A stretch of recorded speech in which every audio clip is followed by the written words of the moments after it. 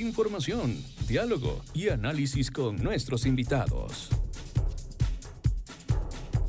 Amigos, son las 7 de la mañana con 44 minutos. Hoy se cumplen 13 días del terremoto que afectó Esmeraldas, es decir, mañana, el día de mañana, serán 2 semanas ya del terremoto. Cuando organizábamos y planificábamos la agenda de entrevistas para esta semana, y aquí voy a ser un poco infidente, conversaba con el equipo y decía, ¿se han preguntado qué ha pasado con Esmeraldas? Poco y nada se ha dicho de Esmeraldas luego de este terremoto que hace 2 semanas veíamos con mucha preocupación, imágenes impactantes de viviendas destruidas, de cientos de familias afectadas, pero yo decía, al cabo casi de 2 semanas, ¿qué ha pasado con Esmeraldas? Porque, insisto, poco y nada hemos escuchado. Y queremos dialogar sobre este tema precisamente, y para eso hemos invitado esta mañana a José Mafares, él es concejal de Esmeraldas, quien nos acompaña vía telemática para conocer cómo está la situación al momento y qué ha pasado en estos 13 días luego del terremoto. José, muy buenos días, bienvenido. Le saluda Belkis Sánchez. Muy buenos días, Belkis y ciudadanía. Bueno, creo que en estos 13 días el Estado, podemos decir que estamos demostrando que el Estado no está preparado, o por lo menos se ha desmontado la estructura eh, burocrática que antes podía responder a estos eventos, porque hasta ahora lo que se ha hecho es recolectar información. Uh-huh. Básicamente sí, tenemos 2 albergues, uno en el sector de Las Piedras y otro sector en Barrio Lindo. La ciudadanía no solamente necesita comer, estimada periodista y ciudadanía, sí, la ciudadanía necesita volver a sus actividades normales. No se olviden que desde un albergue no es lo mismo desde tu vivienda para poder ir a cumplir con las actividades que te correspondan, porque las 500 y más de familias que hasta ahora tiene el municipio como dato, pero nosotros sabemos que son más. Lo que pasa es que el parámetro, que nosotros sabemos que son más familias. ¿Por qué le digo que son más? Porque el Midubi tiene un parámetro de calificación. Lo que para el municipio es una afectación, para la plataforma del gobierno no es afectación. Por ejemplo, no toma en cuenta las casas de madera. El Midubi indica que si una casa de madera se cayó, no está dentro del proceso de reconstrucción. Imagínese. Entonces, pero ahí vivían familias, tienen una, evidentemente, y esa era la condición quizá de muchas familias. eso es lo que no quiere, eso es lo que no se obligan a entender, estimada periodista. O sea, le mienten al señor presidente, creen que responder es hacer un spot publicitario bien bonito y que convenza al resto del país de que Esmeralda está siendo atendida. Esmeralda no está siendo atendida, estimada Liz, al menos no con la celeridad que requiere. Y lo digo con certeza y con firmeza. ¿Por qué? Porque hace 3 años exactamente hubo un sismo en el que las familias afectadas en esa fecha todavía no son reparadas, estimada Liz. No se ha construido una sola vivienda del sismo del 2022. Una sola. Entonces, ahorita en el 2025 vuelve a temblar la tierra el 25 de abril. Y lo que queremos decirle al señor presidente y al Estado en su conjunto, que no vaya a pasar lo mismo, tendremos que esperar cuántos años más para que Esmeralda sea resarcida. Estamos solicitando que el Midubi no tenga solamente una oficina técnica en Esmeraldas, sino que se promueva a una oficina de ejecución de proyectos y de cumplimiento de los mismos. Porque todo tiene que remitirse a Quito, todo tiene que remitirse a Quito, compañeros. El centralismo no es la dinámica que va a permitir llegar a los territorios de manera urgente. Entonces, sí vimos esa buena voluntad que según los equipos publicitarios se materialice en los sectores. No estamos para irle a repartir comida a los esmeraldeños. No solamente los esmeraldeños que se afectaron necesitan el alimento. Uh-huh. Se necesita del cumplimiento, de que la reparación no sea un proceso burocrático. El término emergencia se ocupe de los derechos ecuatorianos. Quiero decir, cuando digo que el término urgencia o riesgo tiene que inaugurarse y comenzarse a aplicar en el derecho ecuatoriano. que se cumplan con los parámetros, que se habiliten los procesos y que se compre el cemento, que se hagan las acciones urgentes. Hay viviendas que, si bien es cierto, son afectadas, pero no tienen no tienen una urgencia con una pared que ha quedado inestable. Si no Concejal. la estabilizan urgentemente, esa familia le toca hacer, tumbar esa pared, y cuando llega el Midubio, llega municipio, llega prefectura, que está colaborando fuertemente en esto, cuando llegan a observar el daño ya no existe, porque la familia ya tiene que tomar su naturalidad, tiene que tratar Correcto. de poner su espíritu, estimada periodista. Concejal, le quiero pedir por favor que no se aleje mucho de su dispositivo porque estamos teniendo alguna dificultad para poderlo escuchar de manera adecuada. Estas son las demandas que legítimamente ustedes hacen al gobierno nacional. Ahora, en lo que tiene que ver con el municipio como tal y dentro de las competencias, ¿qué acciones se han emprendido y hasta dónde han podido justamente ejecutarlas para atender a las familias afectadas? Nosotros lo que hemos hecho es sumarnos al Midubi a colaborarles en el levantamiento de información. Hemos habilitado los dos albergues que le dije, Las Piedras y Riolín, que son competencias. Estamos asistiendo a las familias. Sí, a más de 100 familias ahí afectadas entre los dos albergues. Ujú. Uno en la zona norte, uno yendo a la zona norte y otro acá en el centro de Esmeraldas. Eh, con la maquinaria, desde el día cero, desde el día uno, nos dedicamos a levantar escombros y a ayudar a las familias a las viviendas que colapsaron totalmente.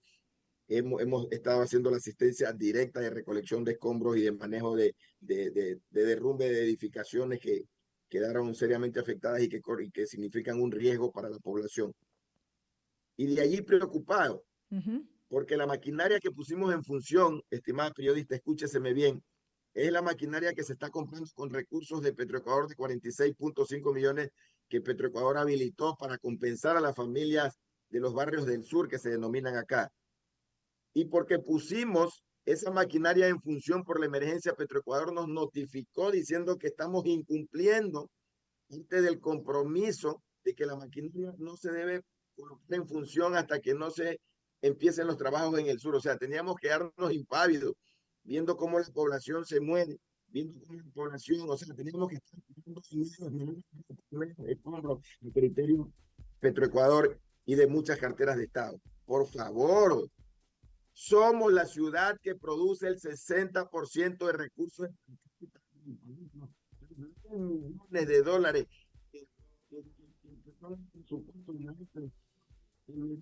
el 60%, y tiene un ingreso mensual de 18 millones, que el 95% de ese presupuesto se va en gasto corriente.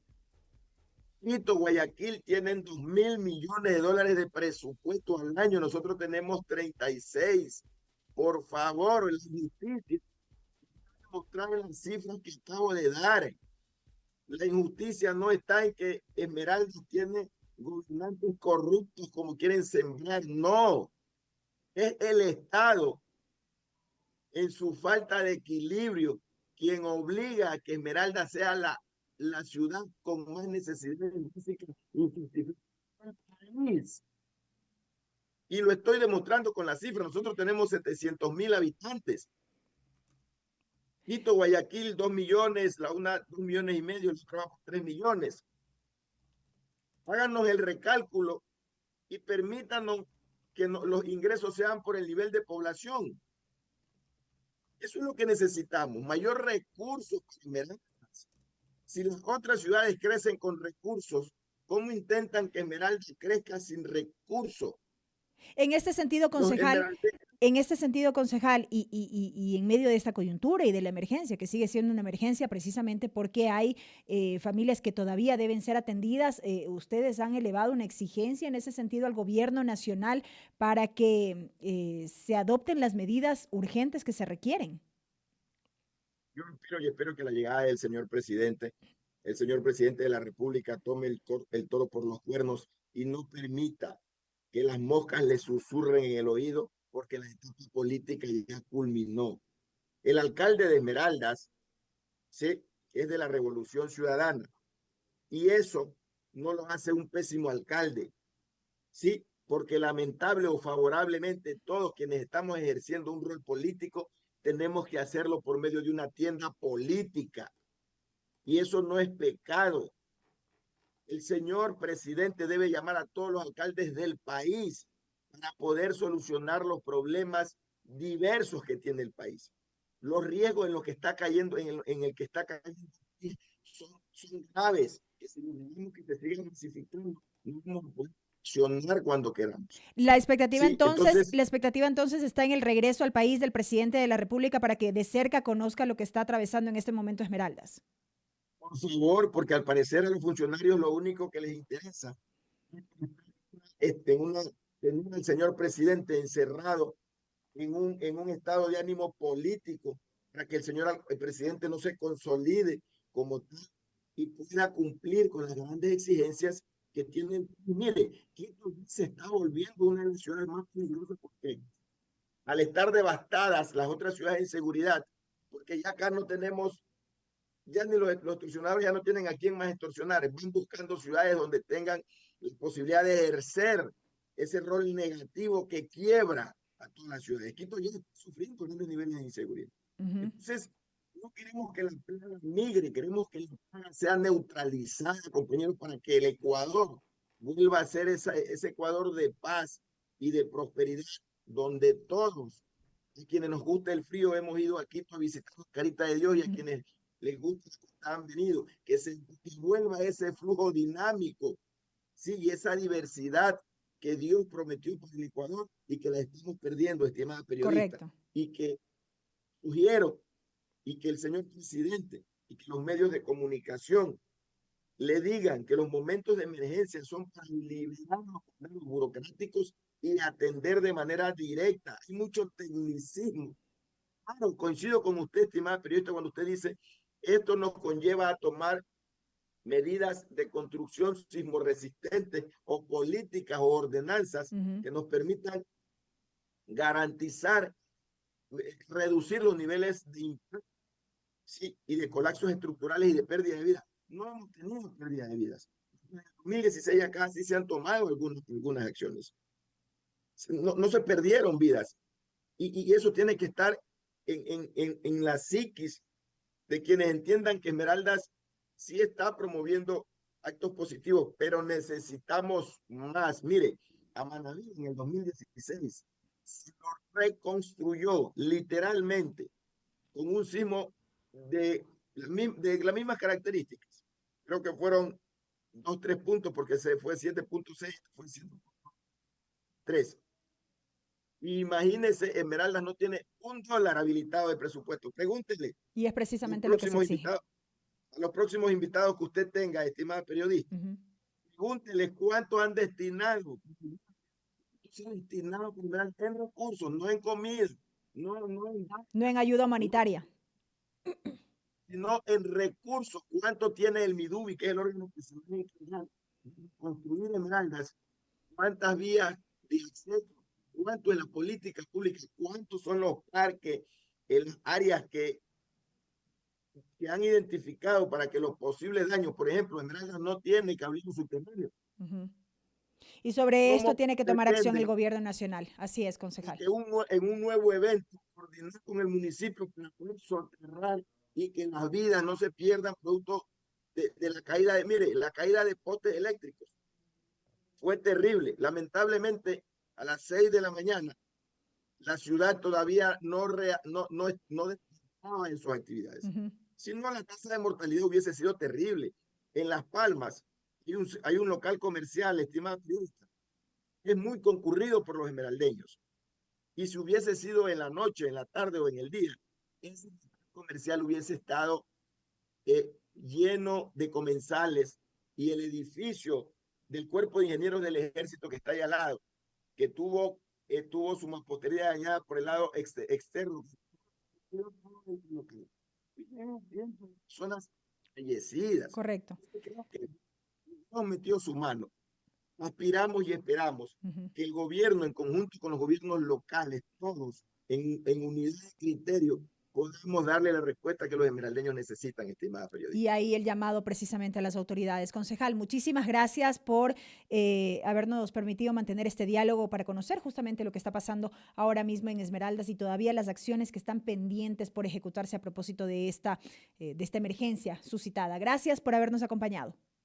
No, gracias a ustedes por permitir que Esmeraldas no esté segregada, sino que se conecte a la información del país y poder decirle al país lo que está ocurriendo en Esmeraldas, estimadas periodistas. Muchísimas gracias. Y esperamos seguir dando seguimiento a este tema. Gracias al concejal de Esmeraldas, José Mafares, quien ha estado con nosotros en esta primera emisión de MQ Noticias, amigos. Son las 8 de la mañana en punto. Con esto finalizamos este servicio informativo. Queremos agradecer a ustedes por habernos acompañado y la invitación, como siempre, a que usted permanezca en nuestra sintonía.